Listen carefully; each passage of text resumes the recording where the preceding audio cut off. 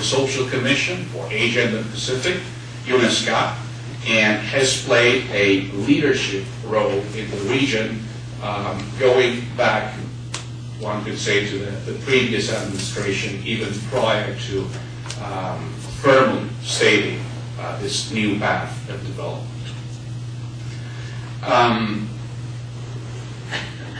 In addition to these humongous infrastructure projects, of course, this has already been mentioned, Koreans will probably be very successful in terms of behavior change projects. Korea was found to emit 11.1 tons of carbon dioxide per person annually, ranking 17th among OECD members, and of course, in conjunction and in parallel with some of these infrastructure projects, there is a lot of behavior change communication that is going on, turning Korea into a bicycle-friendly nation, and things as basic as ensuring that lights are turned off in offices at the right time. Fundamentally, the litmus test of Korea's success as a green nation is certainly going to do Korea's technological breakthroughs. There are several examples of very successful innovations by Korea's KEIs in particular. For example, the online electric vehicle is a Korean creation. This is a vehicle combining a lithium-ion battery with a wireless charge. The wireless charge is, of course, placed under the road at major intersections. It is estimated that about 30% of Korea's roads will have to be redone and adapted for these online electric vehicles. Although these OLEVs are not yet circulating in Korea, and concern has been expressed over the safety of these vehicles, although the French police seems to disagree. They say that vehicles of similar size are actually safe.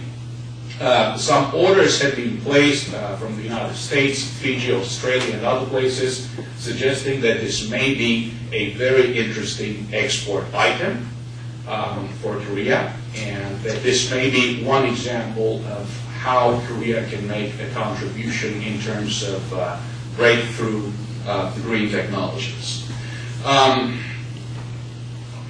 At the risk of being called a demagogue, I would like to remind everyone that a few decades ago, Korea was regarded as a hopeless case, and I don't know how many of us remember Theodore Fernbach, who was a known authority on Texas, Mexico, and also wrote some books on Korea. I believe he was a war veteran. He said that in his widely read book on the Korean War, he predicted that by themselves, the two halves of Korea might possibly build a viable economy by the year 2000.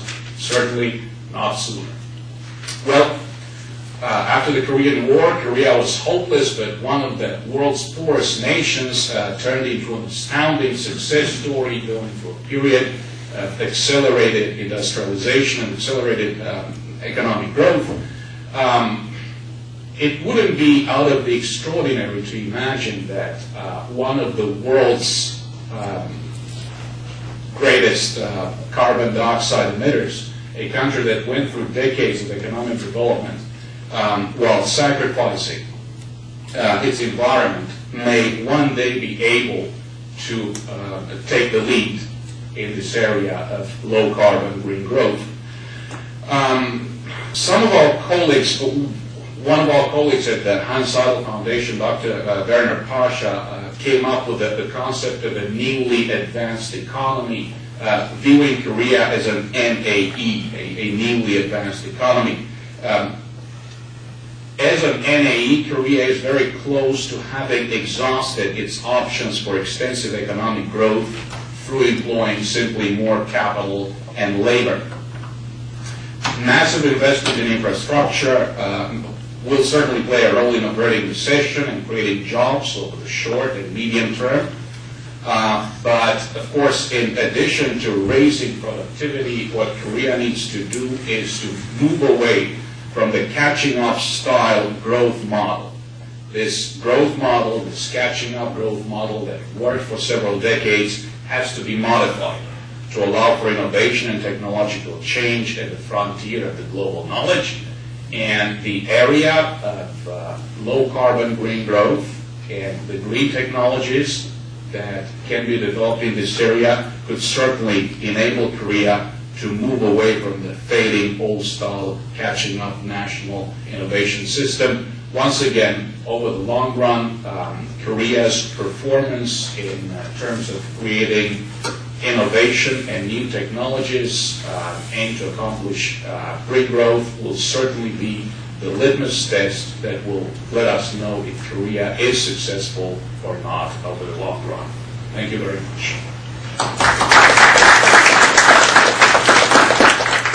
Thank you, Greg. I guess my job now is to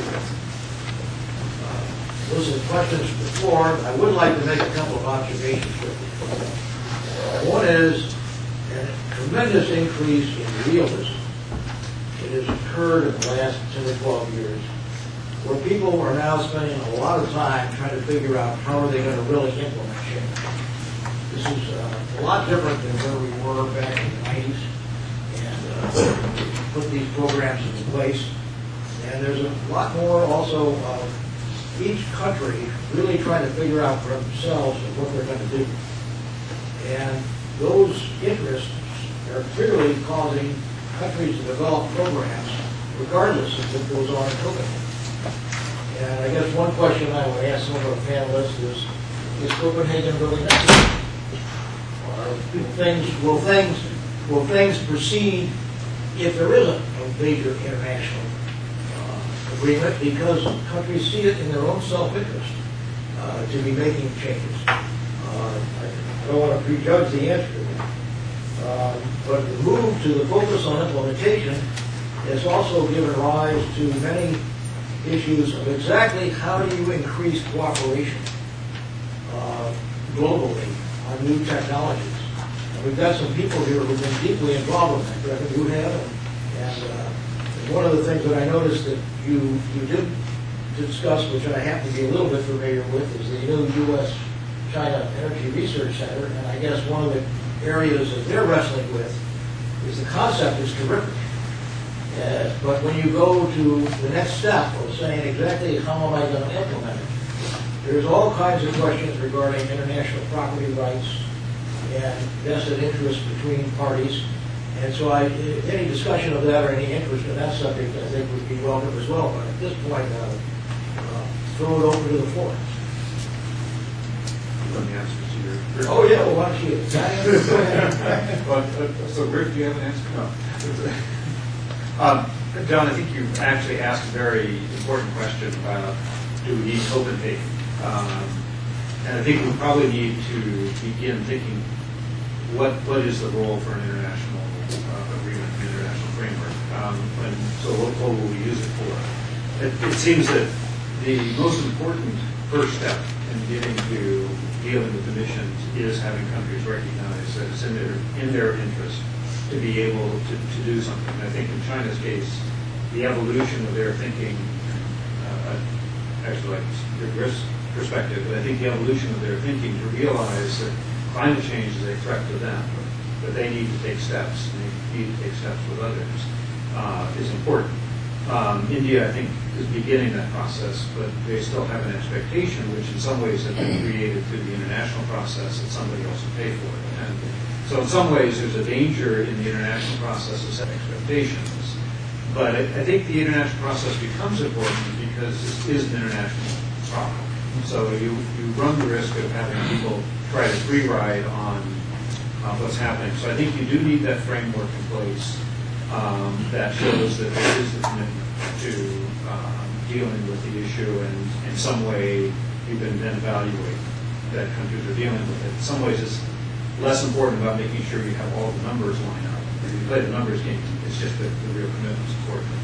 The other part, I think, that can become very valuable is this idea of carbon markets, and how do you find a globally least cost way to make the transition and I think it takes an international agreement of some kind to facilitate carbon markets. There's lots of ways to do carbon markets, but you need some kind of framework within which those carbon markets can operate and certainty about the investments. And then on the cooperation question, in some ways it's a similar answer, which is cooperation works as an assist to countries achieving their goals that they've agreed on, but cooperation isn't the tool that gets countries to do something. So I don't think, especially for large countries, you're going to say, well, I'll cooperate with you, so well, therefore you take on the policies. It becomes a tool of implementation rather than a way to force it.